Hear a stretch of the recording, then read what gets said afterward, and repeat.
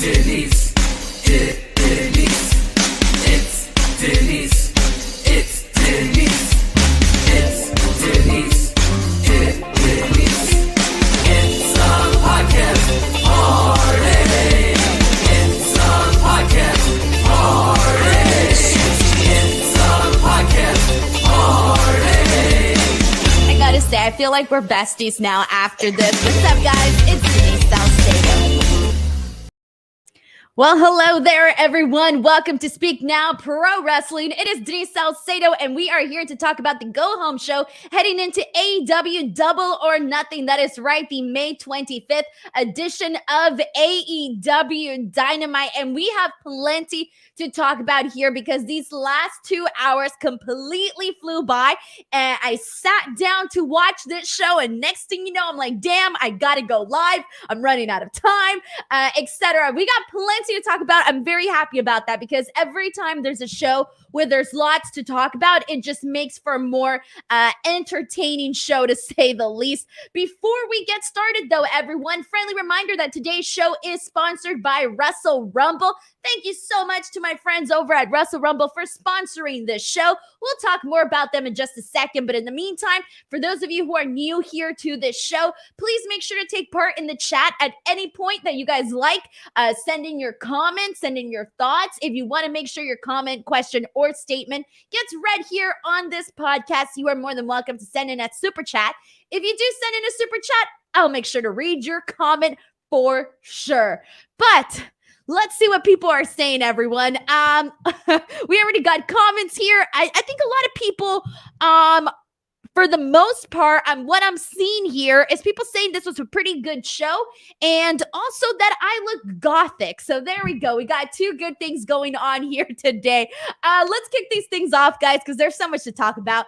Kicking things off with our opening match of the night, we had Shawn Spears versus Wardlow inside of a steel cage with MJF as the referee. And I got to tell you, I personally think that, well, not personally, but I feel that this was probably one of my favorite things of the entire show. I thought that it kind of checked all the boxes in terms of things that I wanted to see happen in this match, happen in this feud, just things that keep the people hot and excited for the match that we're getting on Sunday between MJF and Wardlow. This was good. One, the crowd was extremely hot for this. This was the opener, so people were like really excited. You got to keep in mind, you have not only people traveling to this show to Double or Nothing and people that may have already, obviously people that already got there earlier, but you also have people from the West Coast that haven't attended an AEW event in quite some time. So you got a bunch of different people there that are legitimately excited for the big weekend. Maybe they traveled, they're diehards, maybe they're just seeing it for the first time. Whatever the case is, it's pretty cool to kind of get an excited crowd. So it's pumping me up, and I hope that the Las Vegas crowd is able to keep that energy all the way through until the pay-per-view. And I think they will, especially because so many people aren't getting there until Thursday. Tomorrow, I'm not getting there until Friday. So there's going to be a lot of people coming in and out of Las Vegas for Double or Nothing. On top of this, so the crowd was good. The other thing that we are constantly talking about on this show is how well the presentation of Wardlow has been. I've talked about that numerous times on here, but it's always so scary. Not scary, but there's so many times where you see somebody get hot and then you see it kind of slowly like die down where, you know, they don't keep that momentum going. And they have successfully kept that momentum going for Wardlow, where I feel that each and every single week, he seems to be a little bit more over with the people. I think that the rise that we are seeing for Wardlow is probably one of the best that we've seen in some time. So I do want to take a second to put that over.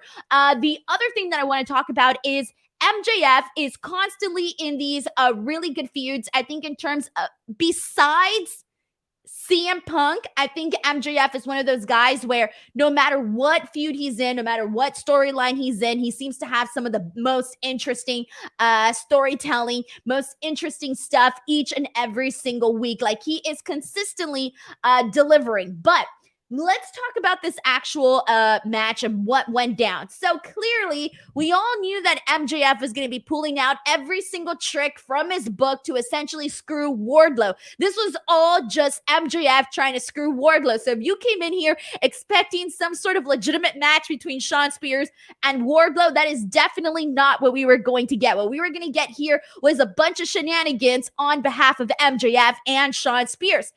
And MJF, like the ultimate heel that he is, he came in here not only with his short shorts showing a bunch of leg, his referee shirt was Burberry.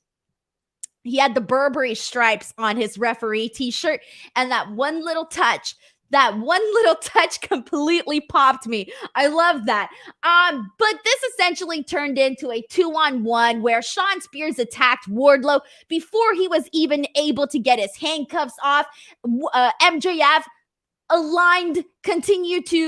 he was not a fair referee by any means, and he made sure to also add on and also further attack Wardlow alongside Shawn Spears. There's a moment where Wardlow tells MJF to take off his handcuffs, and MJF literally just spits in his face. Then finally, we get Wardlow. We talk about the presentation of Wardlow and how good it's been. We see Wardlow literally bust a Hogan, but instead of a t-shirt, he busts open the handcuffs and rips them apart. And I like that, because I buy that. With a man the size of Wardlow, and we've seen him do some stuff that have shown his feats of strength, but for him to be easily ripping off these handcuffs, it was good. It just added to Wardlow and who he is and what he's supposed to be doing. He's a beast. He's a monster, etc. I love it. There was a moment where we also saw Wardlow lift up Shawn Spears, and he's about to hit the Powerbomb Symphony, but of course MJF knocks him down, hits him in the back of the leg, and Shawn Spears hits the C4, and even with a fast count, because MJF does a fast count, but even so, Wardlow is able to get out of that, and so the fast count does not work. Now, my favorite part in all of this, because you can't consistently, the thing that they had to do here was keep Wardlow strong. And by having him defeat Shawn Spears in this match that was totally not in his favor, and he technically was wrestling two guys instead of one, you got to keep the guy strong. So how do you do that? How do you have him defeat Shawn Spears when you also have MJF there as a referee? Shawn Spears he's the chairman, he accidentally screws the hell up, and he hits MJF in the face with a chair that was intended for Wardlow. And I bloody love this. I loved Shawn Spears, the way that he was selling it with his facial expressions, Wardlow creeping up behind him, and we got that really good camera work there. And MJF literally just laid out like a starfish that died. So it was really, really, I loved that. And I loved how Wardlow was able to successfully get the win in a way that was entertaining and pertained to the story that they are telling here. All of it to me made sense. And it was probably one of my favorite things that I saw here tonight on Dynamite. So I thought this was a win for everybody involved for this. And it seems to me, especially with the reaction from the people afterwards, people are really excited to see Wardlow get his hands on MJF for this match. So let's get some thoughts in here. Let's see what the people are saying. We're kicking things off with a massive super chat from Bridget Hewlett. Bridget's fabulous. Bridget sends in a super chat saying, I'm so excited for Wardlow, MJF, and Hookhausen. This is going to be an awesome pay-per-view. There are so many matches that have been announced for Double or Nothing. I'm going to be doing a separate prediction show tomorrow on my YouTube channel, so I can't wait to talk about all of that. But I've been seeing a lot of people on my Twitter, because I have a giveaway. You guys know, for every major pay-per-view, I do a pizza party giveaway and all of that. And I asked people, hey, comment what match you're most excited to see.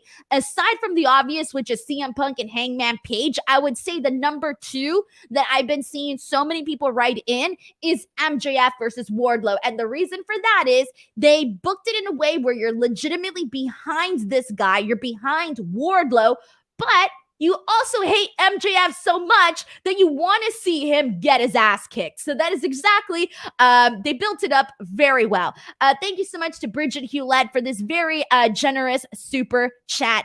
And let's get some more comments in here. This one is from Dave Goldberg, who says, badass opener, steel cage match. Completely agree with that as well. This is from Bonkers IFC, who says, really good show tonight, except Britt winning. I feel someone else needed to win the Owen Hart Cup. Don't need Britt winning everything. We'll talk about that in a second because I've been seeing a lot of people kind of talk about that, but we'll get into that in just a second. Anthony Navarro says, MJF and Wardlow are often the reason I watch AEW. Interesting. Cody bringing up the Shawn Michaels referee outfit with the shorts and everything for Wardlow. Yeah, that was all good stuff there. And let's get some more thoughts in here. This is from Sheldon, who says, only thing I would have changed is having Wardlow grabbing an unconscious MJF and making MJF count the pin. Oh, like grabbing his hand and doing the count. That would have been a good touch, actually. That would have been a nice little extra thing. Either way, good stuff all around. Andrew Cook sends in a comment saying, I would have Wardlow follow up this feud with a TNT title run. He and that title could help each other. Well, after Wardlow gets, I'm assuming Wardlow's going to get his win over MJF. That's my assumption as of right now. And what do you do from here? You built the guy up. You got to follow up with something. And you can follow up with gold. That would be a really good way. Or you follow up with another hot feud. You line them up with somebody else. We'll see. We'll see what happens. All right, let's go ahead and continue on from here. So there you go. That was the opening of the show. We have a backstage segment. So here we go, everybody. If you are going to AEW Double or Nothing, be warned. Be warned of the clothing that you wear that day. Because a couple of weeks ago, we had Hangman Page yell at a fan because he was wearing a CM Punk shirt. Then today, Chris Jericho attacked a poor innocent worker in AEW at AEW and who was wearing a Jon Moxley shirt, and he threw a fireball in his face. So what does that tell me?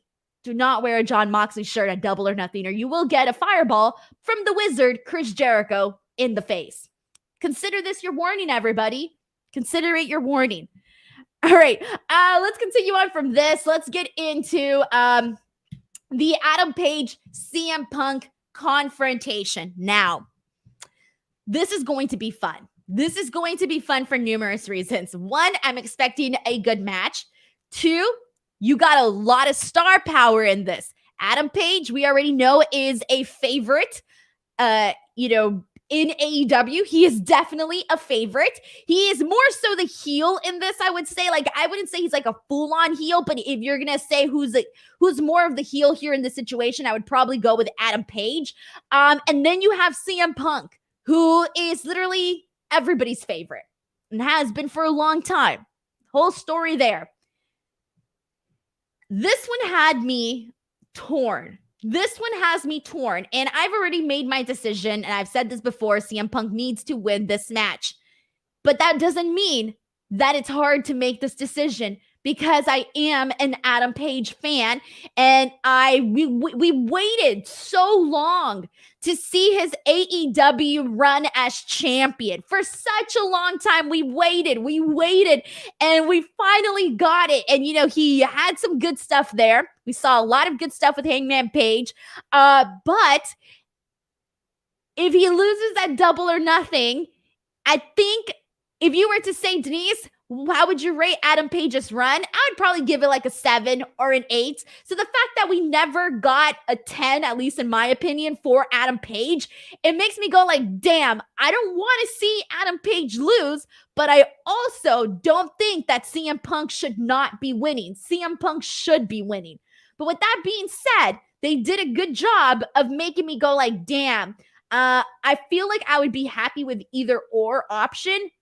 Regardless, I'm still rooting for CM Punk, though. That's the one where I'm more leaning towards CM Punk. But either way, I think there might be a lot more people out there that may be just as torn as I am, or maybe a little bit more so torn.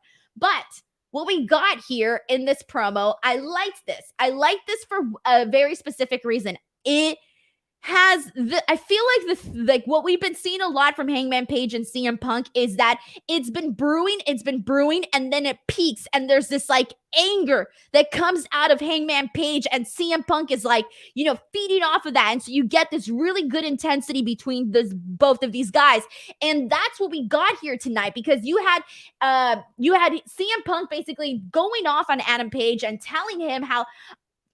Well, let me rewind a little bit. So Hangman Page tells CM Punk, like, basically, I'm going to defend AEW from you, CM Punk. So he's going to defend AEW against CM Punk. That's the way he's painting this picture here. And then CM Punk starts telling him, like, why are you so angry? You're very, very angry. So he's pointing out the fact that Hangman Page is angry. And we've been seeing this the last couple of weeks. There was a major difference when we saw Hangman Adam Page, when we saw Hangman Adam Page basically do the GTS.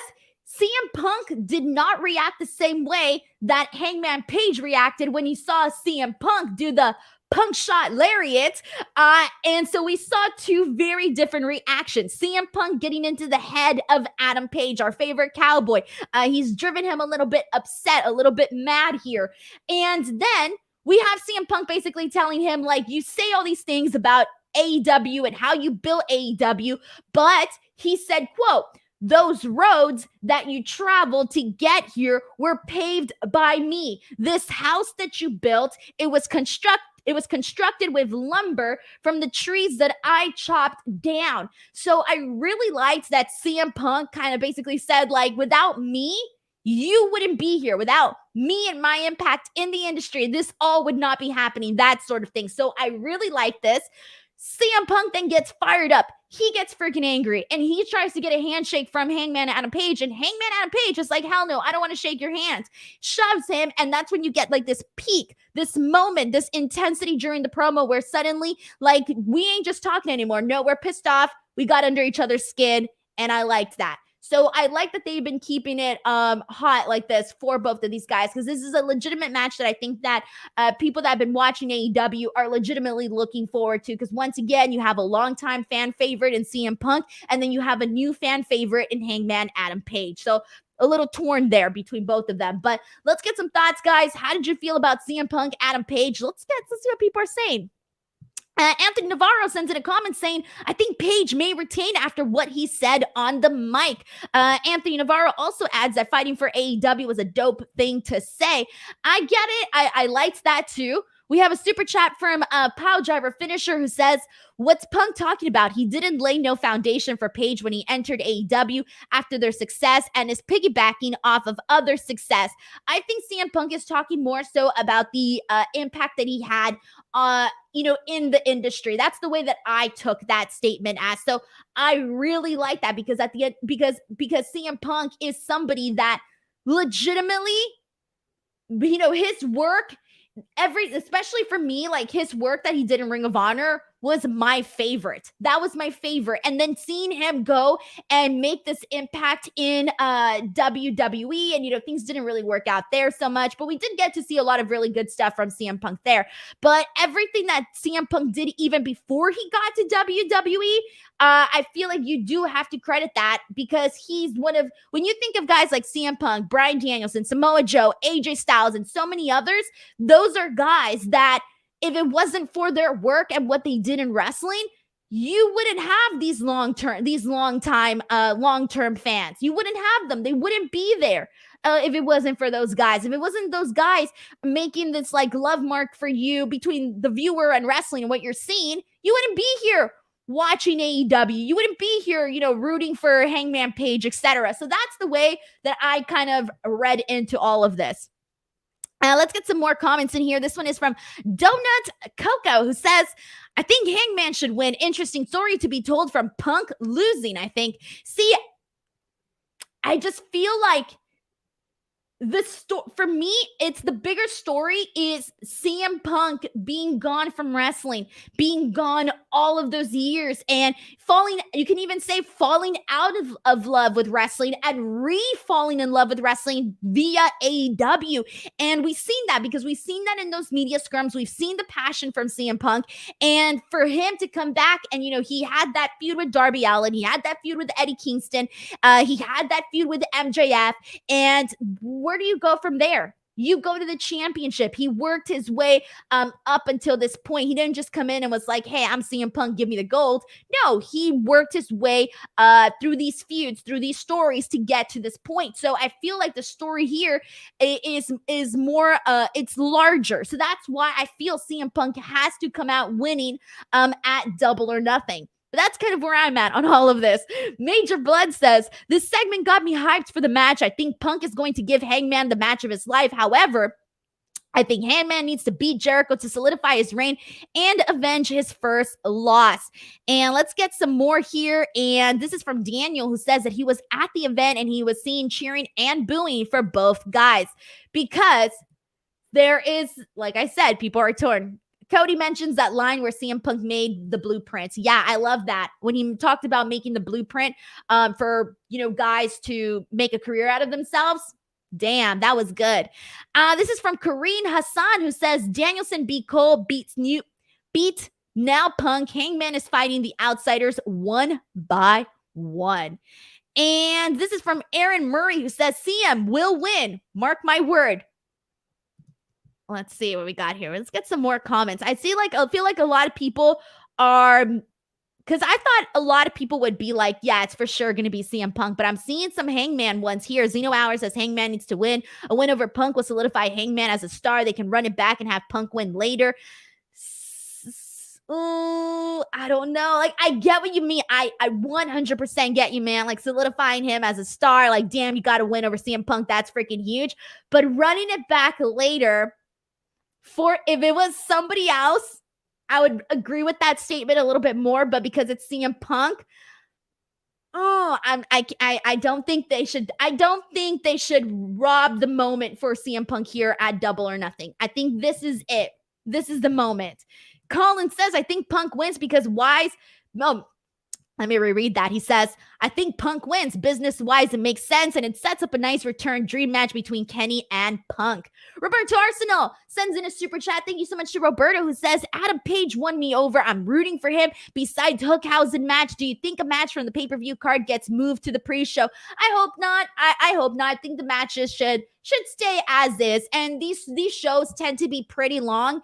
And I don't mind it because, dude, like, people are paying a nice little penny for those pay-per-views, man. So they normally get stacked and they normally last a couple of hours. So I don't think any of the ones on the actual card will get moved back to the will get moved to the pre-show, to the buy-in, excuse me, but we'll see. Thank you so much to Roberto Arsenal, who's always sending in some very generous super chats on here.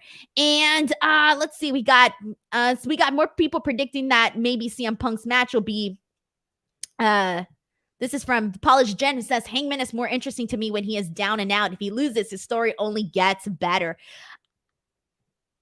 I see where you're going with that. But that's also not a good thing.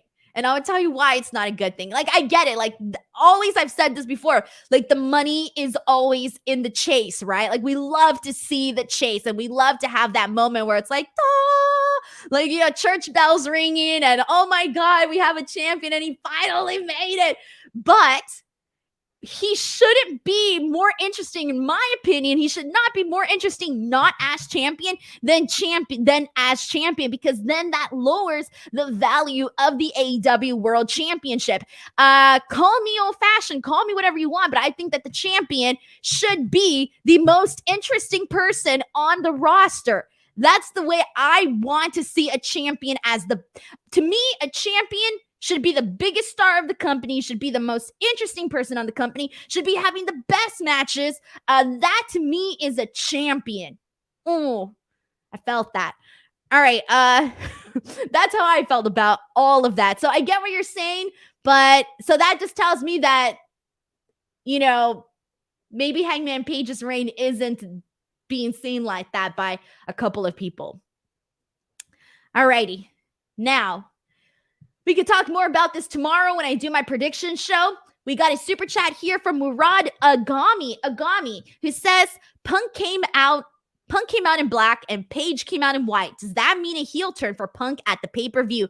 Maybe I'm overthinking it. I was expecting more of a heel turn from Adam Page, because today they were like, oh, he's so angry and he's so mad. But at the same time, CM Punk's been pressing his buttons, man. Like, he was the first one to use his move. You know? CM Punk went there. So maybe they were tricking us here. Maybe you're onto something. Thank you so much to Murad Agami for sending in this super chat. All right. Now we'll move on to the next thing. Next up, we had Kingston and Moxley versus Private Party. I didn't really care for this match. I thought this was probably one of my least favorite things from Dynamite today. That's not a shot or anything, because I thought the show was really good. So when you have a really good show, there's always gonna be something that's your least favorite. This was probably my least favorite, because there was really only one thing that I legitimately remember from this match, and kudos to Mark Quinn for that Shooting Star press. Other than that, I don't remember much from this match. I feel like Kingston and Moxley have sort of been having the same match over and over. So for me, it was like, it's all right. Afterwards, we saw the Jericho Appreciation Society and the BCC brawl. Okay, cool. But it's not like I've never seen a brawl before. We've seen plenty of them. So this was just there. I think there could have been a little bit more there. Could have been a little bit more. It was all right. It was okay. It was all right. That's all I got to say. There's nothing else there to add. All right. But now, here we go, ladies and gentlemen. Let me take a second here. So please indulge me if you will. I want to talk really quickly about our sponsorship here with WrestleRumble.com. Here we go. You don't have to be in Las Vegas to win some money.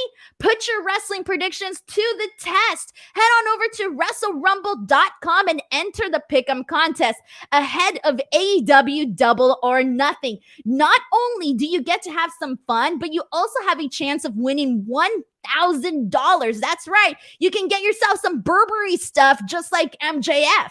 How it works is you can purchase entries and answer prop questions like, will the MJF versus Wardlow match go over or under 16 minutes?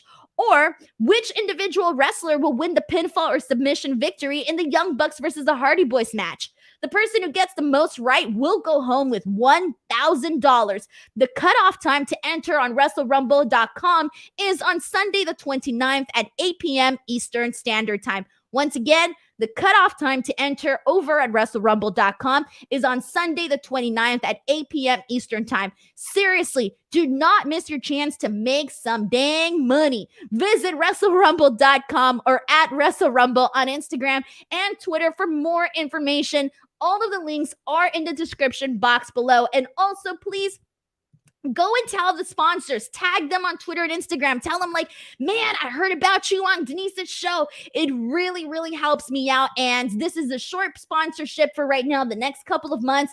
And I want this to be a longer sponsorship. I want them to know they're getting their money's worth. So please give them a shout out on social media. And if you want to have, like I said, a little extra fun, all in good fun, check out Wrestle Rumble at WrestleRumble.com. Alrighty. Arcade Lion says, what's with the Southern accent? I don't know. It just came out and I was hoping nobody heard that. But thank you, because some people did. But you know what? That just tells me you were paying attention. So I'm glad to hear that. Alrighty, guys, let's move on from here because we got FTR, Rocky Romero, Trent Baretta to talk about. This was a fun tag team match here. There was a couple things that I liked, and obviously we got a couple of surprises here. For the match itself, I think my favorite literally that we saw, I loved when Dax had Trent Baretta kind of like in the corner of the ring and he just starts like hitting him with a bunch of combos of like strikes and uppercuts. I really loved that. That was probably my favorite little thing that we saw there. I loved the double knees from Rocky and Trent Baretta to Dax Harwood. That was good too. They hit the strong zero. A nice little matchup there with some good tag team action. But this match ended a little bit differently here because out of nowhere, we had New Japan Pro Wrestling's Jeff Cobb and the Great Okan of the United Empire. They ran in and attacked both teams, causing a DQ. And everybody was like, oh shit, what? Obviously, we have the Forbidden Door coming up in a month, really. On June 26th, we have the Forbidden Door. So I was just talking about this with Shawn earlier. I was like, man, when are we going to get some matches going? When are we going to start getting some action going for this show? And it seems like tonight was one of the first moments that we got for that. They basically made their intentions clear when they held up the Ring of Honor championship belts. So this is going to be interesting. I want to say, first and foremost, focusing on Jeff Cobb, I'm a big fan of Jeff Cobb. I got to know him because we did an interview a couple years ago, but in order to do that interview, we had to drive from El Segundo to Hollywood. And if you're here in Southern California, and this was probably around like 5 p.m., you know what I'm talking about. You know what I'm trying to get at. Driving from El Segundo to Hollywood is nothing but damn traffic. I was sitting in traffic for about an hour and a half of Jeff Cobb, but we got to do so much talking. It was like the pre-interview before the interview. And I've been a big fan of Jeff Cobb because I just love his style of wrestling. I love the intensity, the power that he brings, and how he's able to have these great matches with just about anybody. So I'm a big fan of Jeff Cobb. With the Great Okan, I feel like either people, like for people that may not know him, I feel like people are either going to really like him or some people might be a little bit put off just because his offense is a little bit more unorthodox. So I'm curious to see what the reaction for those that are maybe not so familiar with the Great Okan are, how they're going to react to him. But regardless, this was a fun little surprise, a fun little addition to this match, and I liked it. It gave us a little something to talk about here. Again, big fan here of Jeff Cobb. And you know what's crazy too? I was thinking about him because when Rocky Romero came out, I was thinking about how I kept seeing Rocky Romero at Dallas, Texas. So I saw him everywhere. I swear to God, I saw Rocky like at 100 places. I would go somewhere and be like, the first time I saw him, I was like, hey, yo, hi, how are you? You know, doing the catching up thing. Then we'd see each other at another place. Like, you're here too?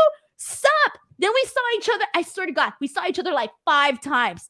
In like 2 days. So it was really funny. But anyways, I was thinking about that. And then for some reason that led to me thinking about Jeff Cobb.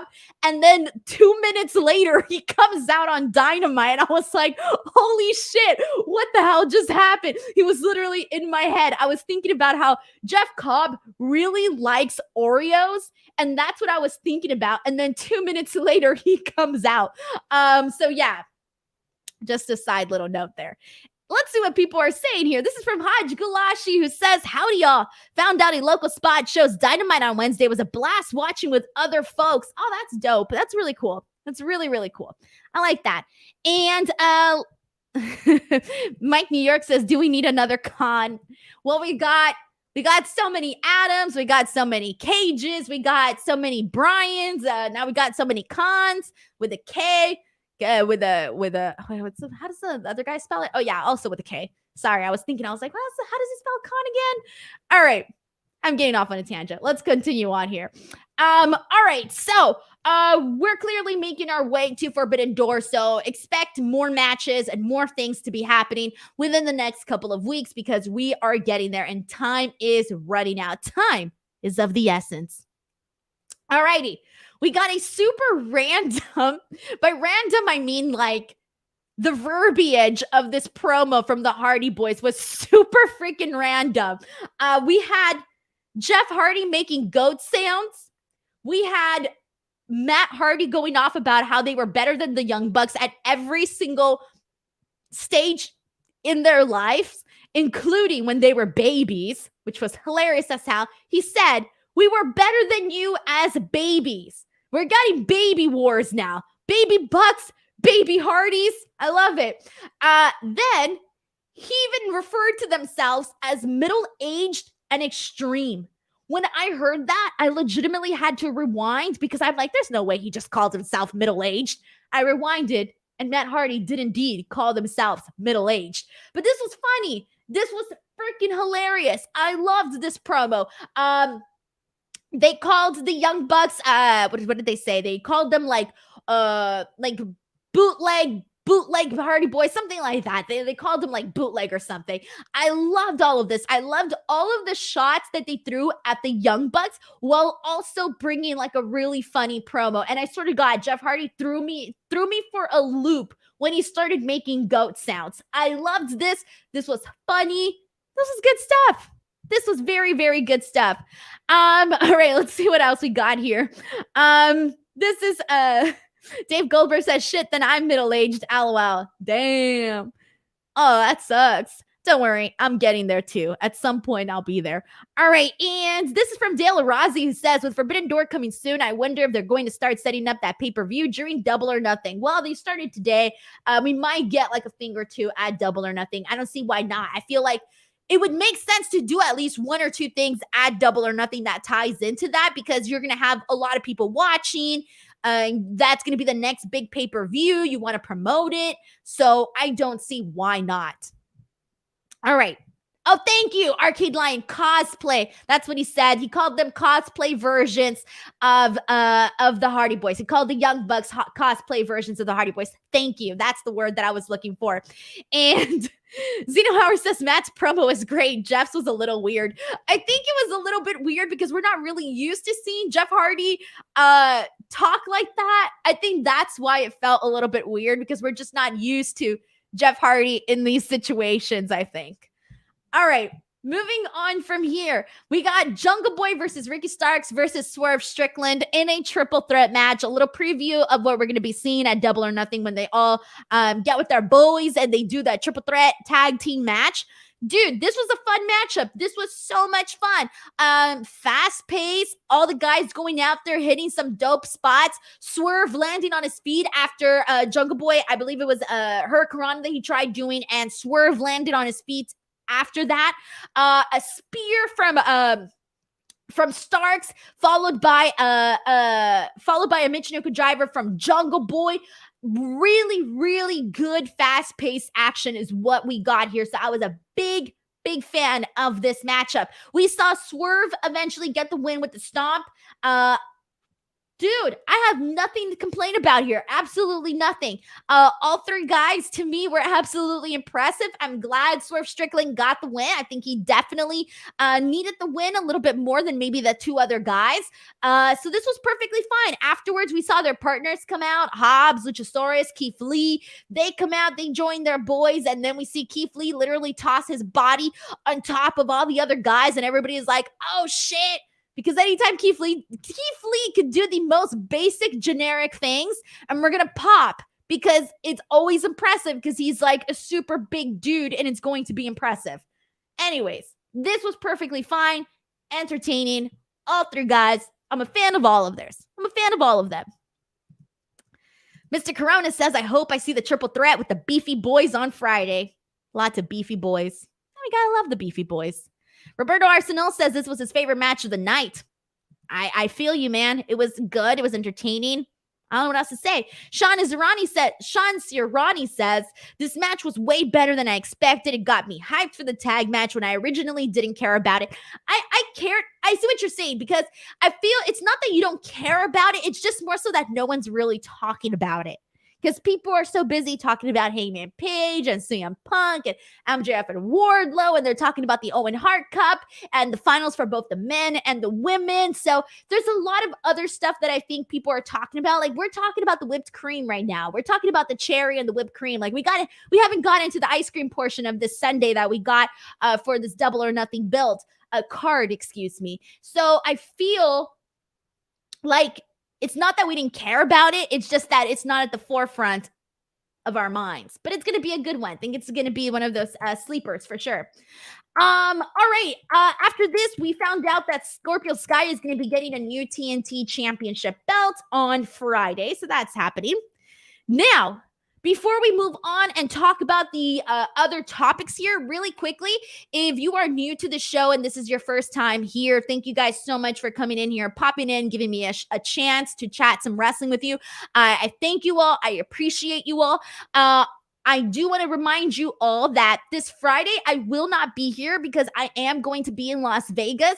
But on Monday, I will be here doing an AEW Double or Nothing post show. So on Monday, I believe at 1:15 p.m. Pacific Standard Time, I will be here to talk about Double or Nothing. And I will be talking about my live experience along with whatever goes down in the media scrum, whatever the fallout of the event is, and also talk about the vibe, the actual experience from going to the event. So I will be here on Monday doing that.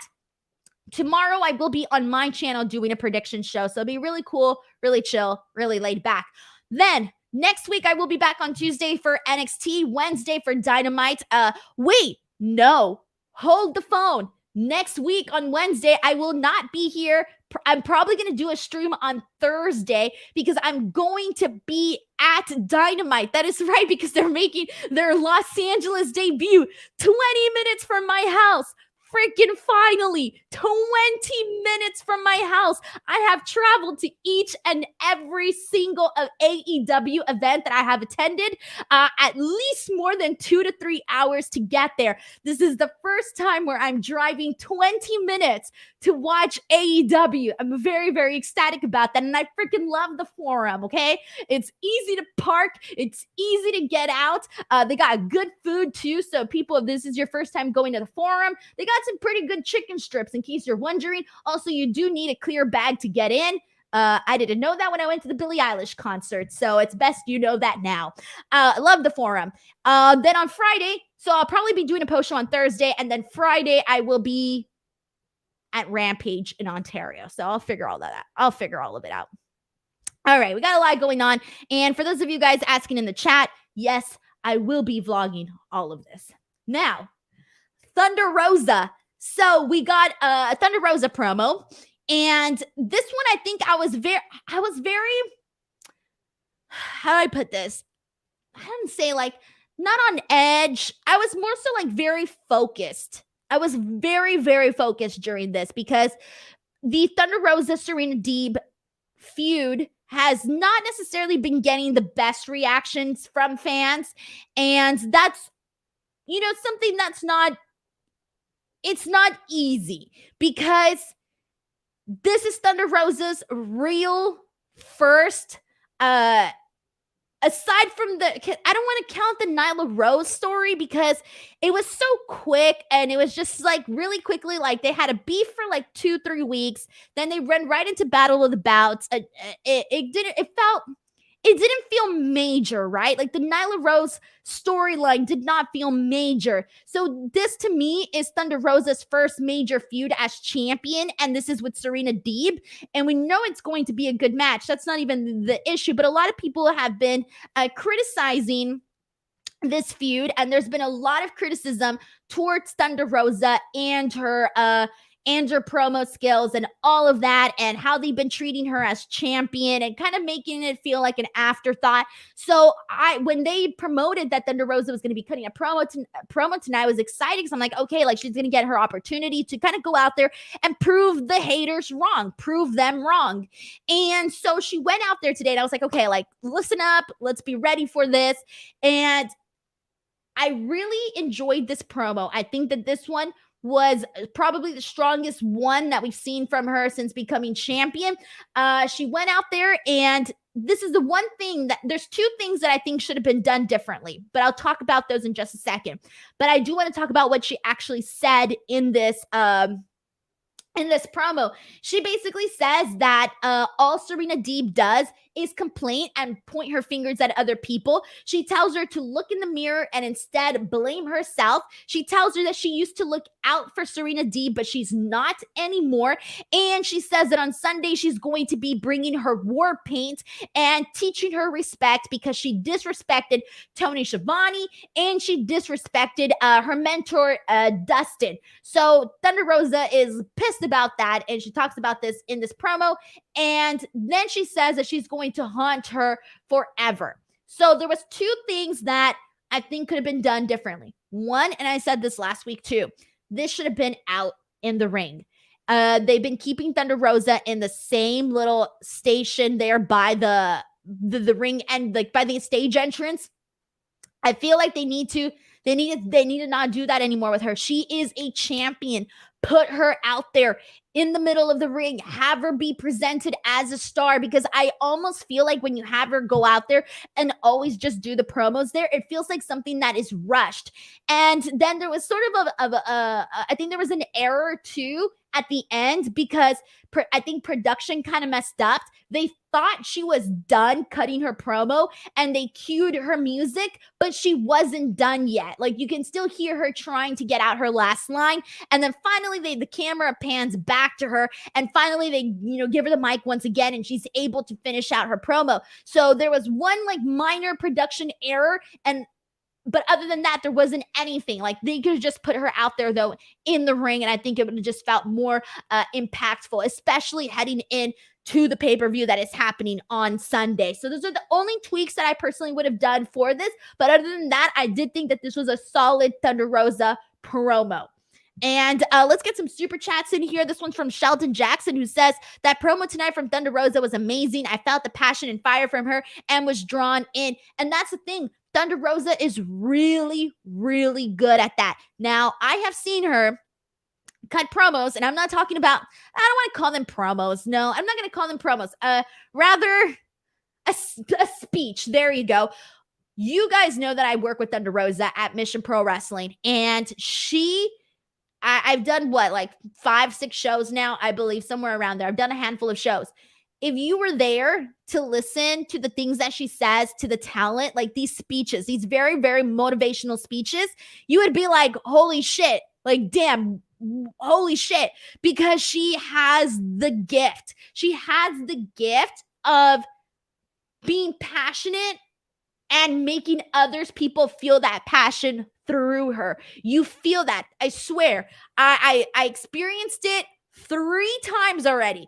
3 times where I'm sitting there and we're like, oh, Thunder Rosa's gonna talk, and I'm listening. And all of a sudden I'm like, yes, that. Yes. And you come out feeling like super empowered.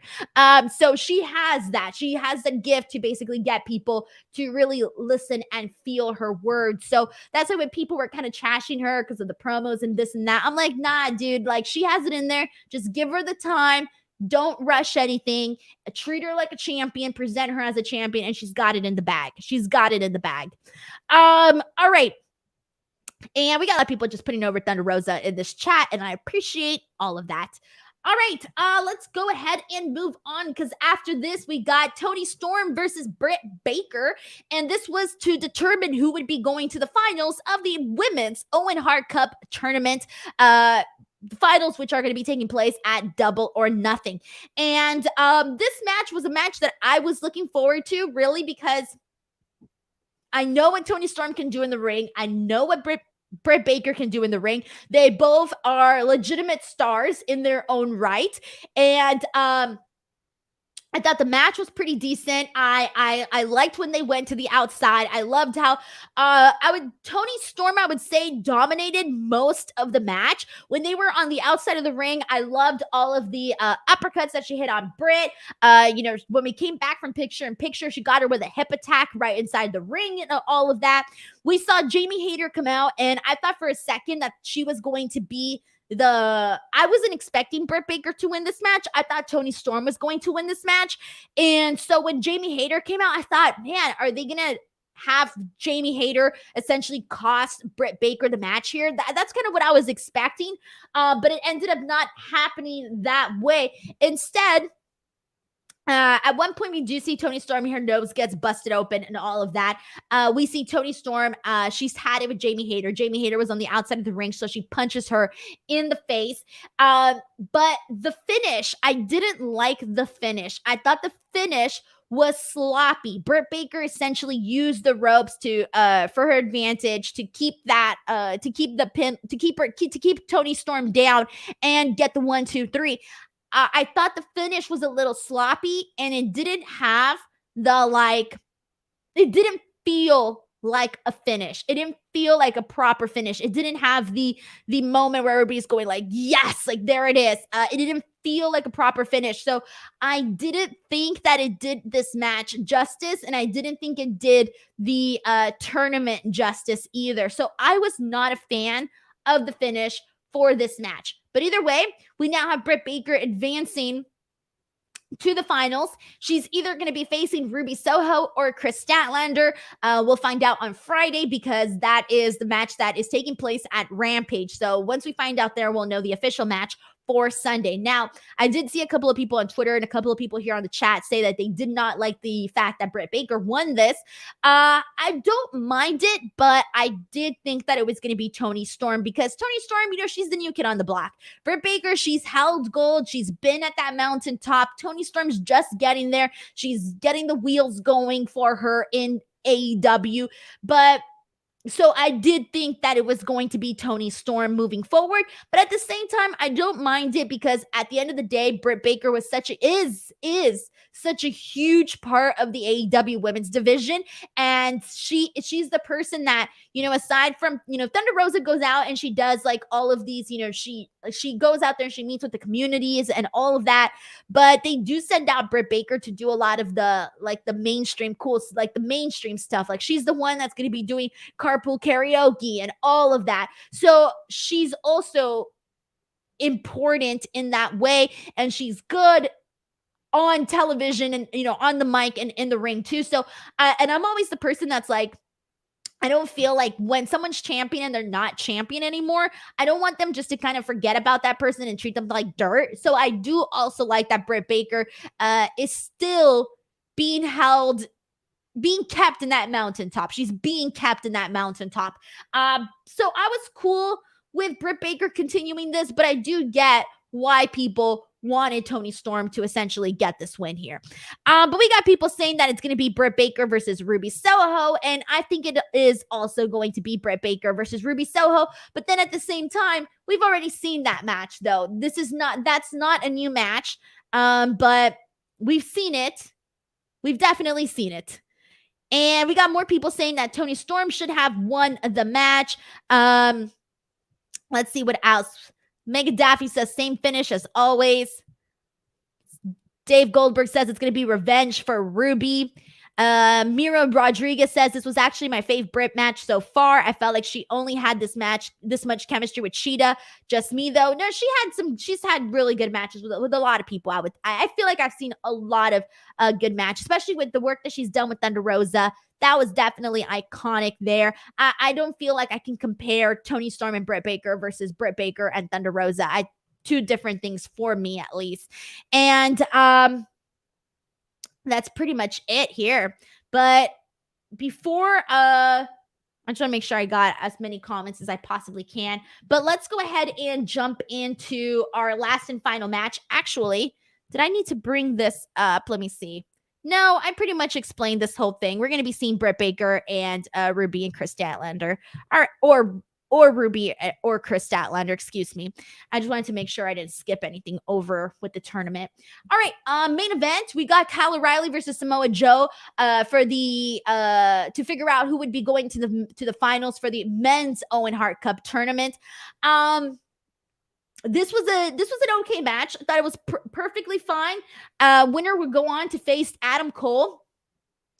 This was fun. We saw Kyle O'Reilly get the Fujiwara armbar locked in on Samoa Joe. Samoa Joe gets out of it. Samoa Joe hits an awesome enziguri kick. It's really, really good height on that. So it's impressive because he's a big guy. So that was good. And Joe locks in the sleeper.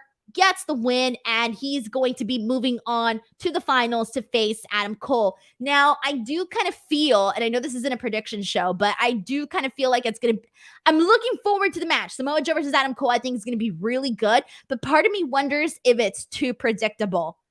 Do you think this match is too predictable? Like, I feel like we're going to be seeing, what's his face, Satnam Singh and Sanjay Dutt and Jay Lethal come out and essentially cost Samoa Joe this victory. And I think that's how Adam Cole is going to be getting his win. And my whole thing is like, I don't feel like that should be playing into this tournament, because part of the tournament is to like respect and honor Owen Hart. So you kind of want to see like a straightforward tournament with hard-hitting action and none of the shenanigans stuff. I mean, we did get it in the women. So I almost feel like that's what we're going to get for the men. I don't think that Samoa Joe should be defeating Adam Cole in this. I think that Adam Cole should be winning the tournament if it's going to be Adam Cole versus Samoa Joe. But I don't want to see Samoa Joe lose, right? So I think that's why they're going to do the whole, maybe including these other guys coming in here to essentially cost Samoa Joe this victory. But personally, if Adam Cole's going to win, I would like it to be a clean finish. If it's Samoa Joe, clean finish too, but I don't think it's going to be that way. I think if anybody's getting a clean finish, it'll probably be Adam Cole. So it does kind of feel a little bit predictable there. We got a bunch of people saying the exact same thing, that it's going to be Adam Cole. We got Eastside Motel 6, who's shocked that Kyle O'Reilly didn't win this.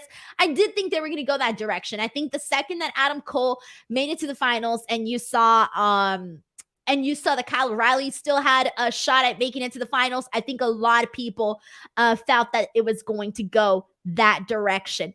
And we got Prince who says Adam wins cleanly. Roberto says Cole wins the match. Jay Lethal jumps Joe after the match, possibly. Zeno Hour predicts Joe chokes out Cole. Yeah. Alrighty, so that's pretty much what happened today on AEW Dynamite, everybody. Wow. All right, we got a lot. We talked about a lot. This is going to be a big weekend. And before I go, once again, I will be back tomorrow, but on my channel to do an AEW prediction show. We talked about the major matches today, but there's still so much more to talk about. So if you want to come out, hang out, and talk about AEW Double or Nothing, you can. That'll be tomorrow. But other than that, I will see you back here on Monday. I will see you back here on Monday for an AEW Double or Nothing post show. More so of a live experience versus a post show. A live experience / post show. Whatever you want to call it. Alrighty, everyone. Thank you so much, as always, for tuning in to Speak Now Pro Wrestling. Please help me spread the word. If you enjoyed the show, tell people. Share it on Twitter. Tag me. I'll retweet you. All of that good stuff. Give this video a like. Subscribe to F4W Online. I'll see you guys later. Oh, one more thing. Head on over to youtube.com/Denise Salcedo. That's my YouTube channel because I got some interviews lined up and I want to make sure you guys see them. So other than that, that's it for me. Bye, guys.